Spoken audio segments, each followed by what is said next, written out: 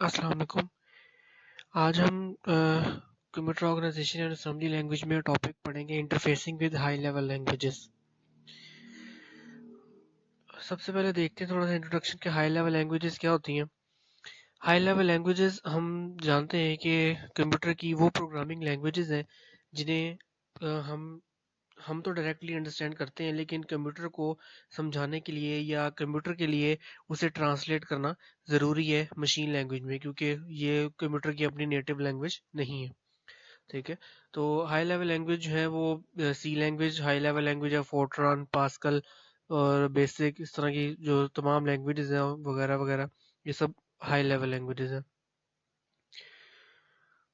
और ये तमाम वो लैंग्वेजेस हैं date enables a programmer to write programs that are more or less independent of a particular type of computer। यानी वो लैंग्वेजेस हैं, ये एक कह सकते हैं हम, ये एक कैरेक्टरिस्टिक है इनका कि ऐसी लैंग्वेज है जो कि प्रोग्रामर को ये फैसिलिटी देती हैं कि वो प्रोग्राम लिख सकें जो कि ऐसे प्रोग्राम्स जो कि कंप्यूटर की टाइप पर डिपेंड ना करते हों या बहुत कम करते हों। यानी आप किसी भी कंप्यूटर पर इन लैंग्वेजेस को इस्तेमाल करके प्रोग्रामिंग कर सकते हैं। Such languages are considered high level because they are closer to human languages and farther from machine languages. Programs written in high level languages must be translated into machine language by a compiler or interpreter. Many different high level languages have been developed, for example, uh, Fortran, Basic, C, Lisp, Smalltalk, COBOL, Prolog, ये सारी languages जो है high level languages है। Categories जो high level languages की हैं वो कुछ इस तरह से हैं, यानी कुछ हम हाई लेवल लैंग्वेजेस को प्रोसीजरल लैंग्वेजेस कहते हैं, जैसे बेसिक, सी, कोबोल, फोर्ट्रॉन। और कुछ को हम ऑब्जेक्ट ओरिएंटेड कहते हैं, जैसे Java, C sharp, visual basic, C plus plus. कुछ लैंग्वेजेस जो हैं वो फंक्शनल होती हैं और कुछ जो है वो डेक्लरेटिव होती हैं। कोबोल बिजनेस एप्लीकेशंस के लिए यूज़ की जाती है। फोर्ट्रॉन जो है वो इंजीनियरिंग एंड साइंटिफिक एप्लीकेशंस के लिए। Pascal general use and as a teaching tool. C and C plus plus इसे जनरल पर्पस के लिए यूज़ करते हैं, करंटली मोस्ट पॉपुलर। और प्रोलॉग जो है वो आर्टिफिशियल इंटेलिजेंस के लिए यूज़ होती है लैंग्वेज। जावा जनरल पर्पस लैंग्वेज है और ज़्यादातर gaining popularity rapidly. All these languages are available on a large variety of computers. Processing a high-level language program, किसी भी हाई लेवल लैंग्वेज के प्रोग्राम को प्रोसेस किस तरह किया जाता है, यानी उसे एग्जीक्यूट करने का जो प्रोसेस है वो कुछ यूँ है कि आप प्रोग्राम लिखते हैं और पहले स्टेप में आप एडिटर इस्तेमाल करके प्रोग्राम लिखते हैं। ठीक है। फिर कंपाइलर को इस्तेमाल किया जाता है कंपाइल करने के लिए, उसके साथ लाइब्रेरी फाइल्स को लिंक किया जाता है यूजिंग लिंकर। फिर लोडर इस्तेमाल किया जाता है और लास्ट पर एग्जीक्यूशन होती है। लोडर का काम होता है आपके प्रोग्राम्स को या आपकी फाइल को मेमोरी में लोड करना ताकि वो सीपीयू से एग्जीक्यूट कर सके। इसी तरह से लिंकर का काम होता है लिंकिंग करना, यानी कंपाइलर के साथ लाइब्रेरी फाइल्स लिंक करना। किसी भी हाई लेवल लैंग्वेज में लिखा हुआ प्रोग्राम जो है वो कंपाइलर के लिए इनपुट के तौर पर होता है और कंपाइलर उसे आउटपुट में कन्वर्ट करता है, और वो जो आउटपुट है वो मशीन लैंग्वेज होती है एक्चुअली। और कंप्यूटर सिर्फ चूंकि मशीन लैंग्वेज अंडरस्टैंड करता है, इसलिए हम कंपाइलर को इस्तेमाल करके या इंटरप्रेटर जैसे ट्रांसलेटर्स को यूज़ करके हम हाई लेवल लैंग्वेजेस को ट्रांसलेट करते हैं मशीन लैंग्वेज में। हाई लेवल लैंग्वेज के कुछ कैरेक्टरिस्टिक्स इजी टू लर्न है। जैसे मैंने पहले बताया, हाई लेवल लैंग्वेज चूंकि ह्यूमन अंडरस्टैंडेबल लैंग्वेज है, तो इसका मतलब ये है कि जो जुबान इंसानों को समझ में आ रही है वो उसे सीखना और समझना भी आसान है। इजी टू डिटेक्ट एरर्स, एक लैंग्वेज जिसको आप जानते हैं, जिसकी ग्रामर आपको पता है, उसके अंदर की गई गलतियां आप आसानी से डिटेक्ट कर सकते हैं। एक ऐसी लैंग्वेज जो कि आपको पता ही नहीं है कैसी है, या बोलने वाला या लिखने वाला सही बोल लिख रहा है या नहीं, आप उसमें गलती नहीं निकाल सकते। जैसे चाइनीज लैंग्वेज अगर नहीं आती है आपको, तो सामने वाला चाइनीज बोल रहा है तो आपको एक तो समझ नहीं आ रही, दूसरा आप उसके समझे हुए बोले हुए में गलती भी नहीं निकाल सकते, क्योंकि आपको उस लैंग्वेज के बारे में कुछ मालूम ही नहीं है।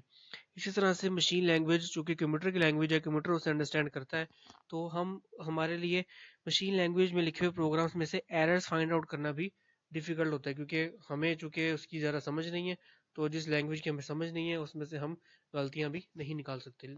और इसके अपोजिट जो लैंग्वेज हमें हमारे लिए अंडरस्टैंडेबल है, जैसे हाई लेवल लैंग्वेजेस, वो उनमें एरर्स फाइंड करना इजी है क्योंकि हम उन लैंग्वेजेस को जानते हैं, समझते हैं।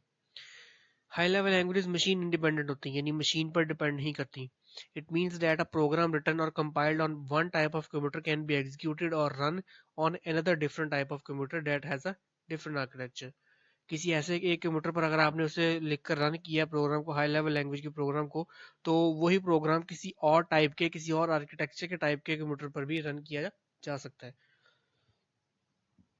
For example, a program written on a computer using Intel processor can be run on computer having Motorola processor, but with a little modification. Intel के प्रोसेसर वाले कंप्यूटर पर अगर आपने एक प्रोग्राम लिख के रन किया है, तो सेम प्रोग्राम आप मोटरोला प्रोसेसर वाले कंप्यूटर पर भी चला सकते हैं। कुछ मॉडिफिकेशन होंगी ऑब्वियसली उसके ड्राइवर्स वगैरह और ये चीज़ें, लेकिन रन हो सकता है। Source code is understandable by another programmer. High level language में जो आपने कोड लिखा है, जो आपका सोर्स कोड है, वो कोई और प्रोग्रामर भी अंडरस्टैंड कर सकता है, जिससे हाई लेवल लैंग्वेजेस आती हैं। अब मशीन लैंग्वेज चूंकि हर किसी को नहीं आती, आपने अगर सीख कर उसमें प्रोग्राम लिख भी लिया है तो वो कोई दूसरा प्रोग्रामर अंडरस्टैंड नहीं कर सकेगा। The instructions of the program written in high level language are like English language statements. These are written according to the standard syntax of the language. Therefore, a computer programmer can easily understand a program written by another programmer. Advantages हमें high level languages की ये हैं कि better portability होती है, programs run on many CPUs, natural structures for expressing flow of control, much better support for software maintenance, much better support for software reuse. Interfaces क्या होते हैं, और इंटरफेसेस में हम जो टॉपिक्स आज पढ़ेंगे, क्योंकि हमारा बेसिक टॉपिक तो इंटरफेसिंग का है, तो उसके अंदर हम देखेंगे कि इंटरफेस बेस्ड प्रोग्रामिंग क्या होती है, हम इसे इम्प्लीमेंट किस तरह करते हैं किसी भी इंटरफेस को, और obtaining interface references, interface hierarchies and multiple base interfaces. Interface based programming क्या होती है? C# only supports single inheritance.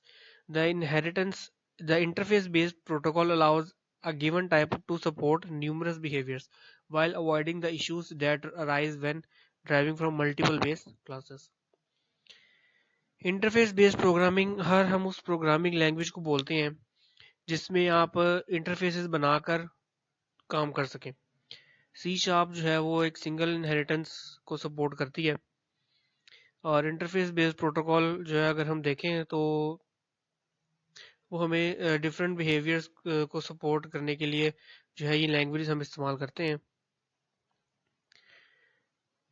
Multiple base class में जैसे C++ में होता है, तो आप कोई इशू ड्राइव किया आपने, कोई इशू अराइज हुआ, तो वहां पर जो है कुछ और सिनेरियो बनता है, C# में कुछ और बनता है।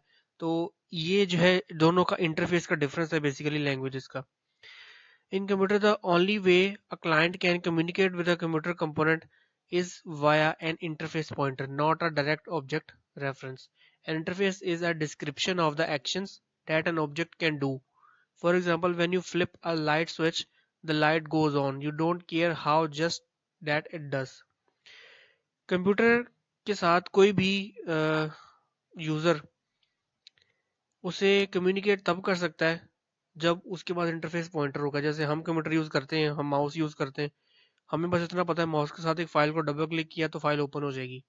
वो फाइल ओपन कैसे हुई या कंप्यूटर ने कैसे ओपन की, मुझे इससे कोई सरोकार नहीं होता, ना ही हम इस पर गौर करते हैं। तो हम सिर्फ ये देखते हैं ये, या हमें ये नॉलेज होता है कि हम बस माउस से डबल क्लिक कर देंगे और फाइल हमारी ओपन हो जाएगी और हमारा काम हो जाएगा। तो ये बेसिकली इंटरफेस है, ये जाने बगैर कि बैक एंड पर वो काम किस तरह हो रहा है। बिल्कुल ऐसे जैसे आप एक लाइट स्विच ऑन करते हैं, तो आपको बस इतना पता है कि बटन प्रेस करने से जो लाइट है वो ऑन हो जाएगी, बल्ब ऑन हो जाएगा। वो कैसे हुआ ये हम नहीं जो है देखते, ना ही इंटरफेस हमें ये दिखाता है। Implementing an interface, declare a class that implements an interface. You include an implements clause in the class declaration. Your class can implement more than one interface. ये प्रोसीजर है एक इंटरफेस को इम्प्लीमेंट करने का। नेक्स्ट हम code के जरिए भी देखते हैं इसको। करना आपने क्या है जी, कि एक क्लास बनानी है जो कि इंटरफेस इम्प्लीमेंट करेगी, और उसके अंदर आप क्लास डिक्लेरेशन में क्लॉजेस बनाते हैं इम्प्लीमेंट्स के। आपकी जो क्लास है वो एक से ज़्यादा इंटरफेस इम्प्लीमेंट कर सकती है। What is interface in Java? An interface is a reference type in Java that it is similar to class. It is a collection of abstract methods. A class implements an interface, thereby inheriting the abstract methods of the interface along with abstract methods. An interface may also contain constants, default methods, static methods, and nested types.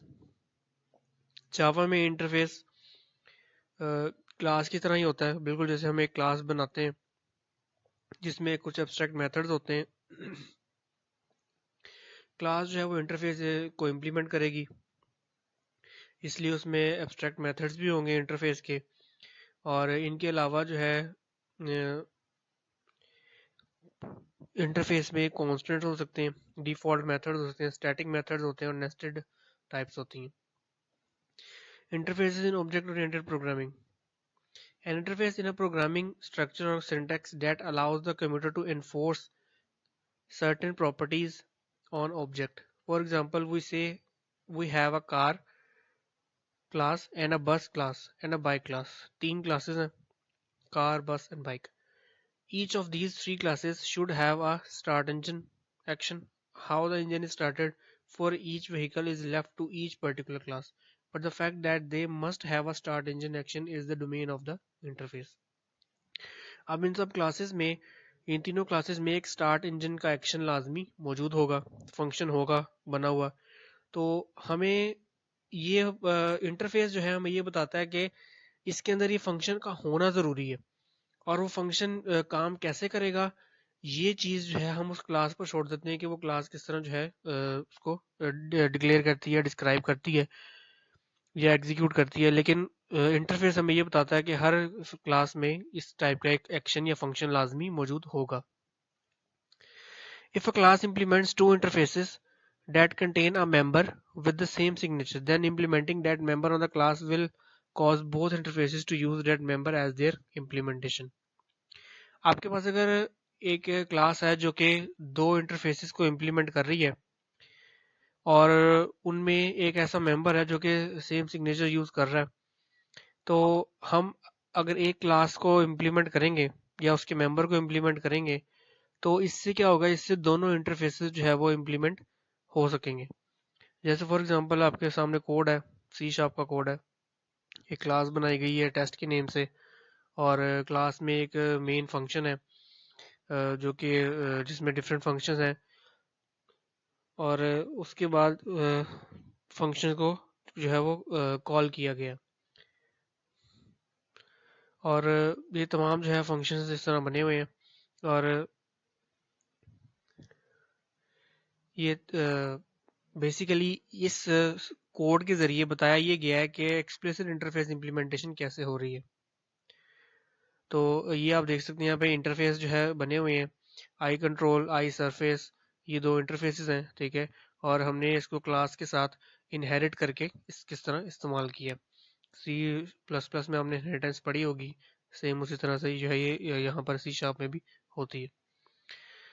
Interface hierarchies, base interface, public interface, यानी आप एक interface बनाते हैं, let's suppose public है, private है या कुछ भी पब्लिक हम रखते हैं अगर, तो इंटरफेस का नाम आई ड्रॉ है और उसका वॉइड ड्रॉ यानी फंक्शन होगा। फिर जो है फिर दूसरा इंटरफेस आएगा आपके पास, आप उसको पहले के साथ इनहेरिट करेंगे, और ये जो है हायरार्कीज होती हैं, इस तरह से इंटरफेसेस बनते हैं किसी भी लैंग्वेज में। Identical interfaces, three interfaces each defining identical methods, तीन इंटरफेस हो और तीनों जो है एक जैसे मेथड्स को आइडेंटिफाई कर रहे हो या उनमें एक ही जैसे मेथड्स मौजूद हों। तो वो इस तरह से है कि आप एक तीन इंटरफेस बनाए और तीनों है डिफरेंट, लेकिन उनके अंदर जो फंक्शंस है, एक्शंस है, वो सेम है। Multiple base interfaces, in C sharp it is completely permissible to create an interface that derives from multiple base interfaces.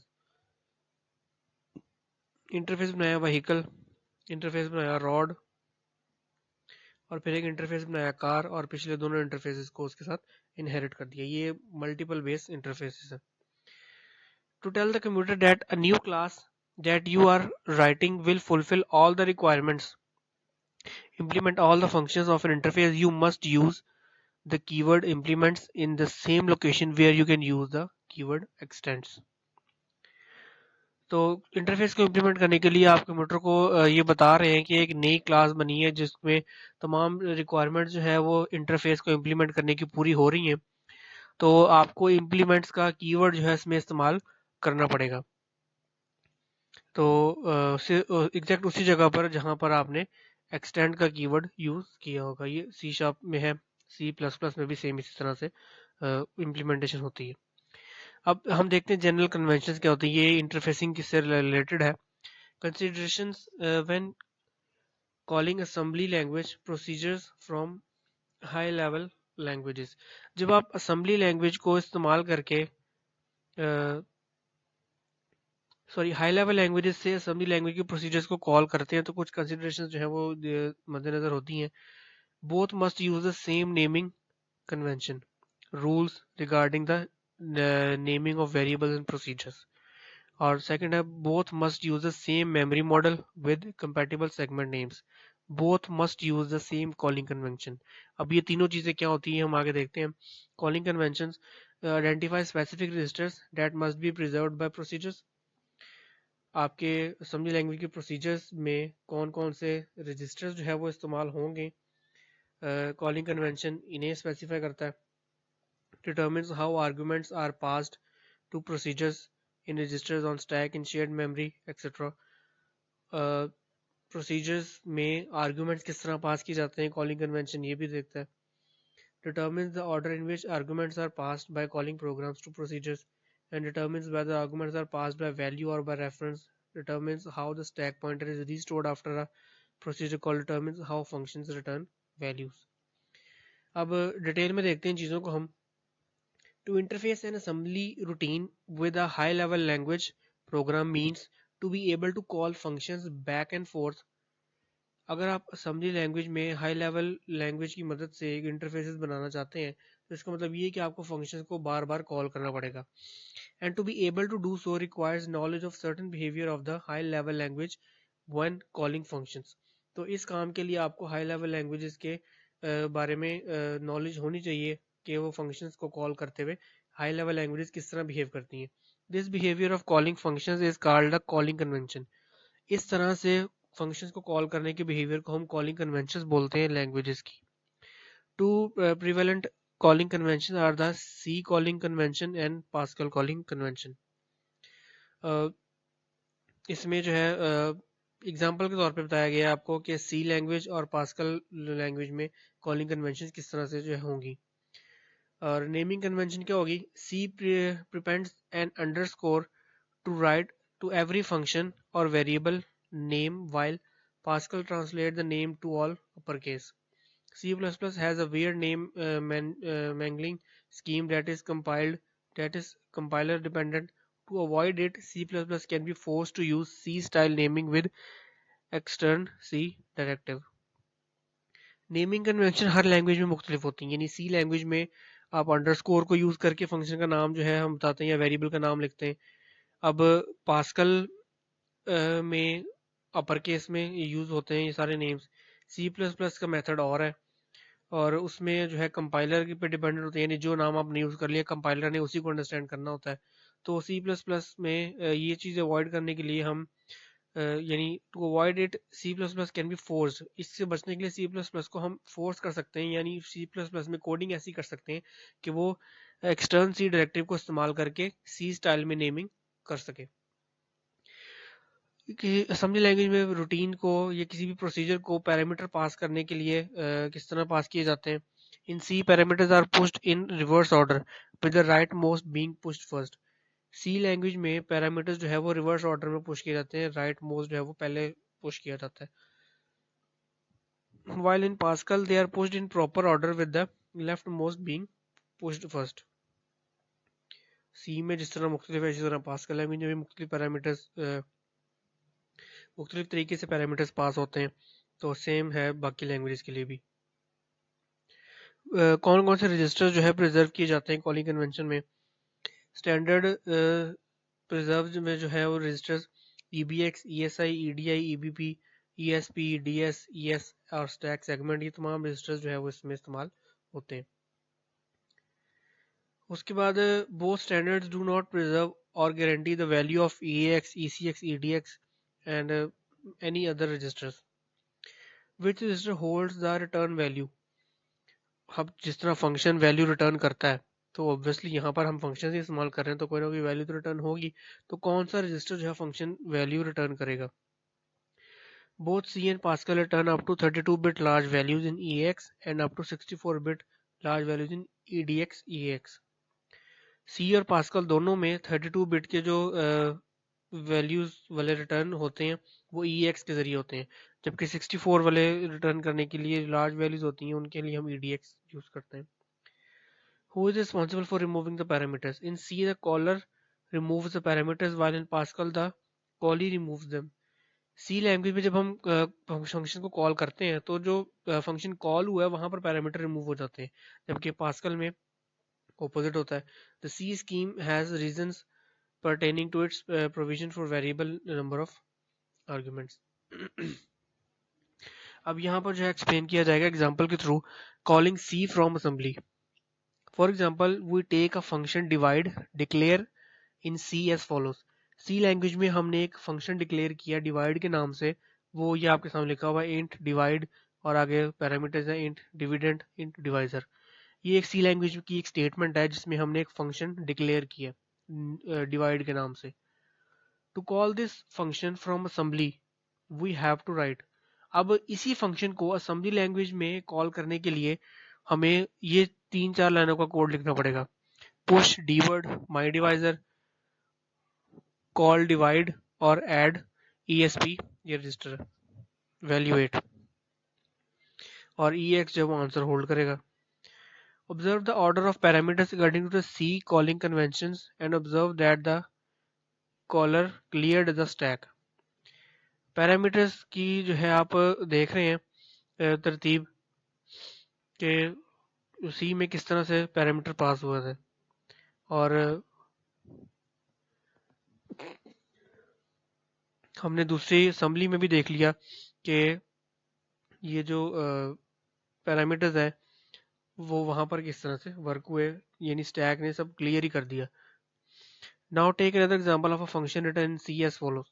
अब ये आपके सामने एक और सी लैंग्वेज में फंक्शन लिखा हुआ है जिसको हम स्वैपिंग बोलते हैं, और आपने की होगी यकीनन स्वैपिंग। तो स्वैपिंग का ये एक छोटा सा कोड है। To call it from assembly we have to write this. अब इसको असेंबली में कॉल करने के लिए हमें ये 6-7 लाइनों का कोड लिखना पड़ेगा। तो ये इस तरह होता है। Observe how pointers were initialised appropriately. The above function swap was converted into assembly by the GGC compiler as follows. अब यही फंक्शन जो है किसी कंपाइलर में अगर, यानी हम कंपाइलर को इस्तेमाल करके अगर असेंबली लैंग्वेज में ट्रांसलेट करेंगे इसी को, तो कंपाइलर हमें ये आउटपुट देगा। लेट्स सपोज आप C++ टर्बो C++ इस्तेमाल किया, आपने कोड लिखा सी लैंग्वेज में या C++ में, और आप टर्बो के अंदर ही उसको कन्वर्ट करना चाहते हैं उस कोड को असेंबली में। तो वो जो कंपाइलर है आपको टर्बो C++ वो ये वाला जो है आपको उस प्रोग्राम को इस तरह से कन्वर्ट करके आपको ये आउटपुट देगा। यानी कन्वर्ट कैसे किया ये हमें नहीं पता, बस उसने हमने बटन प्रेस किया और उसने कन्वर्ट कर दिया हमें। If we turn on optimizations, the same function is compiled into the following code. अगर आप optimizations का ऑप्शन होता है हम किसी भी कंपाइलर में वो ऑन कर देंगे तो सेम फंक्शन जो है वो इस कोड में कन्वर्ट हो जाएगा जो आपके सामने नीचे दिखाया जा रहा है। Calling assembly from high level language.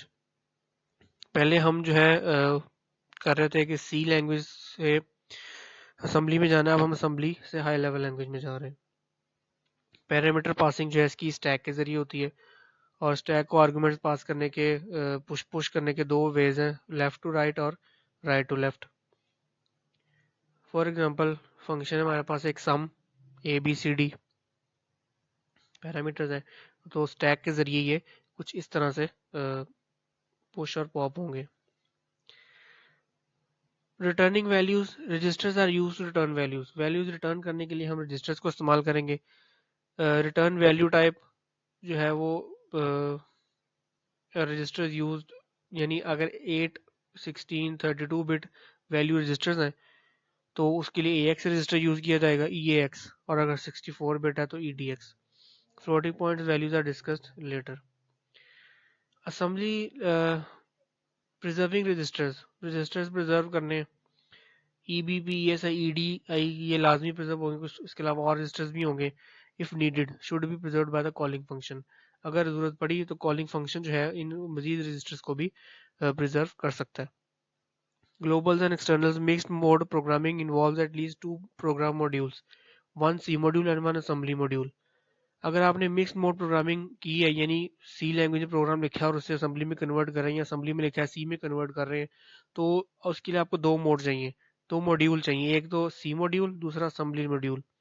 We have to declare those functions and procedures that are not defined in the same module as external. Those procedures that are accessed by another modules are as global। तो हम जो assembly language में procedures लिखेंगे और अगर वो procedure दूसरा module भी एक्सेस कर सकता है तो वो ग्लोबल होगा, जिस तरह ग्लोबल वेरिएबल का जो कॉन्सेप्ट होता है वैसे ही। अब आपने जी असेंबली लैंग्वेज का कोड लिखा हुआ है और उसे सी में कन्वर्ट कर रहे हैं आप। We now write a hand optimised version in assembly. Our version is only 6 instructions and 6 memory accesses. ये आपके सामने कोड है असेंबली लैंग्वेज का, वही स्वैपिंग का प्रोसेस जो है वो फंक्शन है। We assemble the above program with the following command. अब असेंबली लैंग्वेज में जो कि कमांड यूज होती हैं, हम जो भी इसके लिए असम्बलर इस्तेमाल करते हैं असम्बलर कमांड्स को यूज करता है। तो इसके लिए कमांड हम कुछ यूं देंगे NASM नेजम। नेजम जो है वो असम्बलर है, एक असम्बलर का नाम है, ठीक है। तो असेंबली लैंग्वेज को ट्रांसलेट करने के लिए मशीन लैंग्वेज में हम नेजम यूज करते हैं। और भी होते हैं इस तरह के, एजम भी होता है और कुछ और असम्बलर्स भी होते हैं। तो नेजम एफ फंक्शन विन 32 यानी 32 बिट विंडोज के लिए जो है कन्वर्ट करना है swap.asm के नाम से। This procedure produces a swap.obj file. अब ये जो सारा प्रोसीजर मैंने आपको समझाया पीछे, इससे क्या होगा, swap.obj नाम की एक ऑब्जेक्ट फाइल क्रिएट होगी।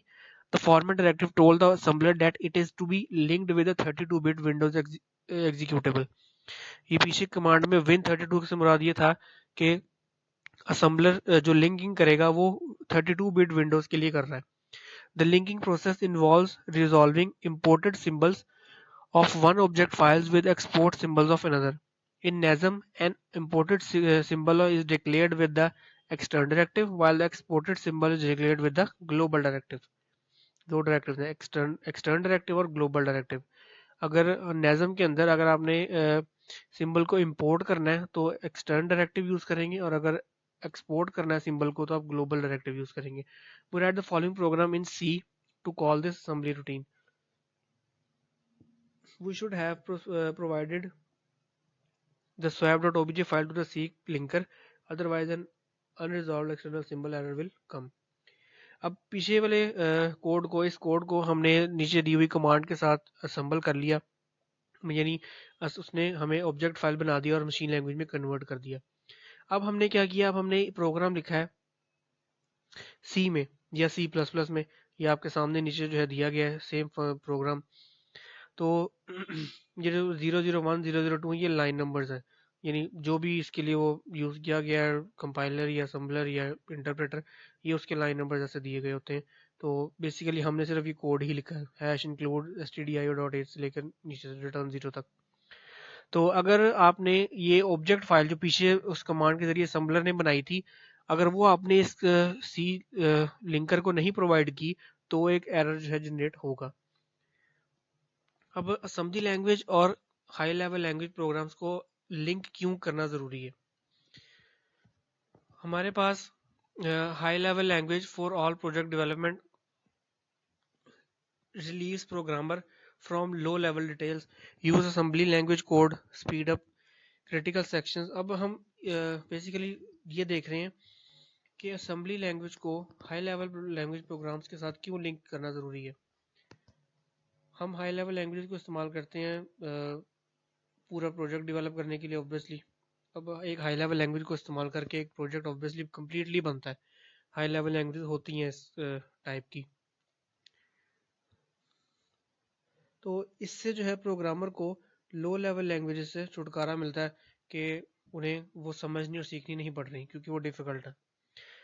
असेंबली लैंग्वेज कोड अगर आप इस्तेमाल करेंगे तो ये आपके लिए क्रिटिकल सेक्शंस ऑफ कोड को स्पीड अप करता है। Access non standard hardware devices, आप हार्डवेयर डिवाइसेस को भी एक्सेस कर सकते हैं असेंबली लैंग्वेज के ज़रिए। राइट प्लेटफॉर्म स्पेसिफिक कोड, यानी जो प्लेटफॉर्म आप यूज़ करें, जैसे अगर नेज़म यूज़ कर रहे हैं तो उसी के अंदर जिस तरह का कोड इस्तेमाल कर सकते हैं आप वही सिर्फ लिख सकते हैं, कुछ और नहीं। और extend the high level languages capabilities. Assembly language को लिखने के कुछ फ़ायदे और नुकसान हम ऑलरेडी डिस्कस कर चुके हैं लेक्चर के कोर्स के स्टार्ट में भी। अगर असेंबली लैंग्वेज में आप प्रोग्रामिंग करते हैं तो हार्डवेयर को एक्सेस मिलता है, आपको टाइम एफिशिएंसी मिलती है, स्पेस एफिशिएंसी मिलती है। प्रॉब्लम्स ये हैं इसमें डिसएडवांटेज की लो प्रोडक्टिविटी होती है, हाई मेंटेनेंस कॉस्ट है और लैक ऑफ पोर्टेबिलिटी है। As a result some programs are written in mix modem. तो इसी वजह से कुछ प्रोग्राम जो है वो मिक्स मॉडेम में लिखे जाते हैं, यानी उनमें हाई लेवल और असेंबली लैंग्वेज दोनों का मिक्सचर होता है। वो कंबाइन करके एक अपना पूरा काम कर रहे हैं, जैसे सिस्टम सॉफ्टवेयर होते हैं, विंडोज़ होती है। विंडोज़ बनाने के लिए जो है इसी तरह के मिक्स्ड मॉडेम प्रोग्राम्स लिखे जाते हैं जो कि हाई और लो लेवल दोनों में होते हैं। एक्सटर्नल आइडेंटिफायर्स क्या होते हैं? External identifier is a name that has been placed in a module's object file in such a way that the linker can make the name available to other program modules. External modifier एक ऐसा नाम है जो कोई हम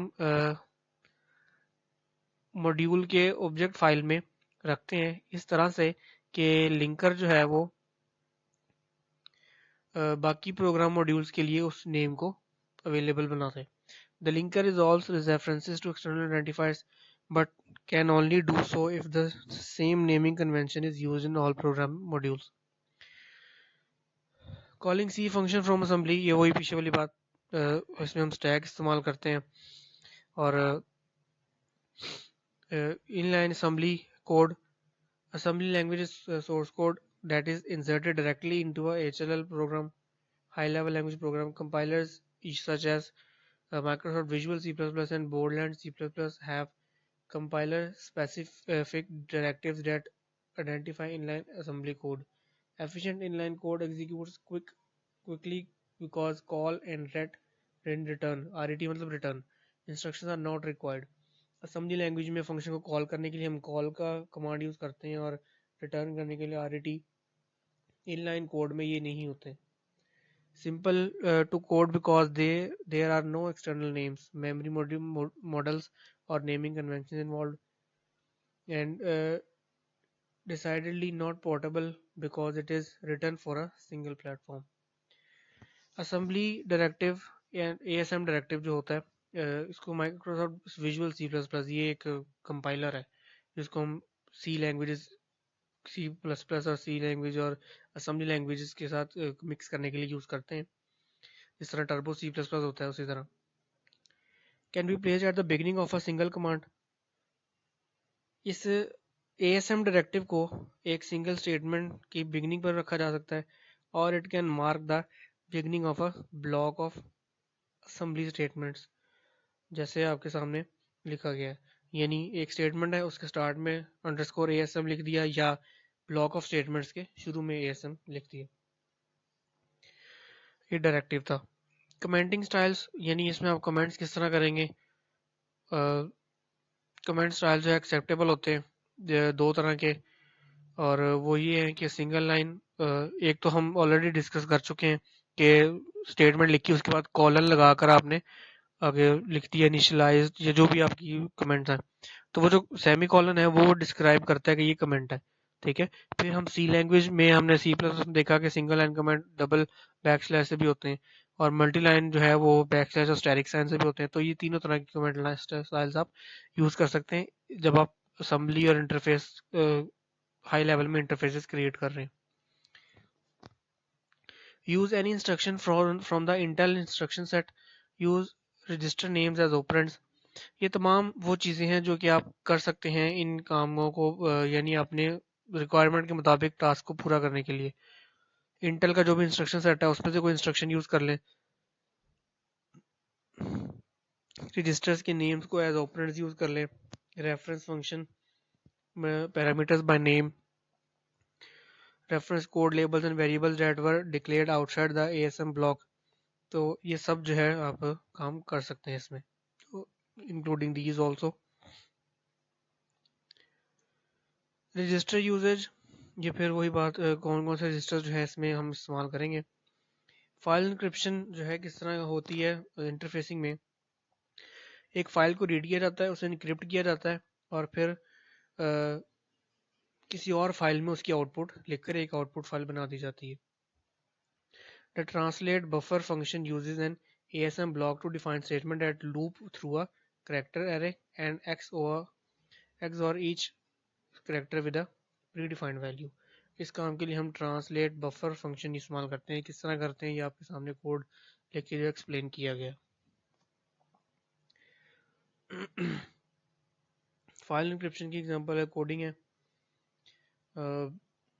assembly language और सी language में mix करके कोडिंग जो है वो लिखी गई है। बेसिकली आपने अगर सी प्लस प्लस में फाइल हैंडलिंग की है तो ये वो चीज़ है, फाइल हैंडलिंग है बेसिकली, यानी सी लैंग्वेज में फाइल हैंडलिंग किस तरह की जाती है और उसको हम फिर असेंबली के साथ जोड़ रहे हैं, तो अंडरस्कोर ASM डायरेक्टिव उसमें हम इस्तेमाल कर रहे हैं। Linking assembly language to C plus plus, जिस तरह मैंने पहले बताया, दो मॉड्यूल्स होते हैं इसमें, एक असेंबली लैंग्वेज में होता है और दूसरा जो है वो सी लैंग्वेज में, जो भी आप लैंग्वेज यूज़ कर रहे हैं, हाई लेवल सी या सी प्लस प्लस। और सी प्लस प्लस मॉड्यूल जो है वो एक्सटर्न क्वालिफायर, यानी उसमें एक्सटर्न डायरेक्टिव यूज़ होगा। और वो किस तरह यूज़ होगा, नीचे जो है उसने एग्जांपल में बताया हुआ, एक्सटर्न सी फंक्शन नेम लिखेंगे आप और पैरामीटर लिस्ट बनाएंगे। Name decoration also known as name mangling. High level languages compiler do this to uniquely identify overloaded functions. A function such as int array sum would be exported as a decorative name that encodes the return type, function name and parameter type. For example,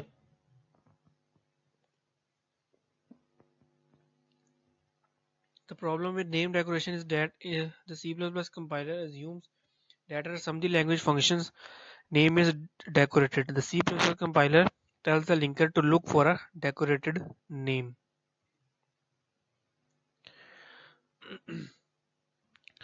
Optimizing your code, 90 over 10 rule इसमें use, the 90% of the program's CPU time is spent executing 10% of the program's code. We will concentrate on optimizing ASM code for speed of execution. Loops are the most effective place of optimizing code. हमारे CPU का 90% जो time है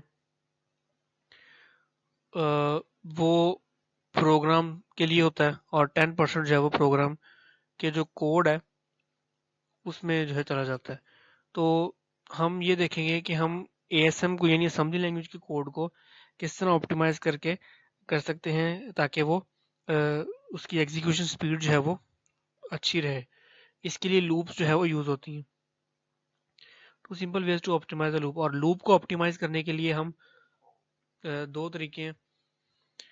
move invariant code out of the loop, substitute registers for variables to reduce the number of memory accesses, take advantage of high level instructions such as ये assembly language के statements हैं, codes हैं, XLAT, SC, ASB और MoveST। Loop optimisation की example, यही जो तरीके मैंने बताए यहाँ पे 3 पॉइंट्स इसकी एग्जांपल के साथ एक्सप्लेन है। We will write a program that calculates and displays the number of elapsed minutes over a period of n days. The following variables are used.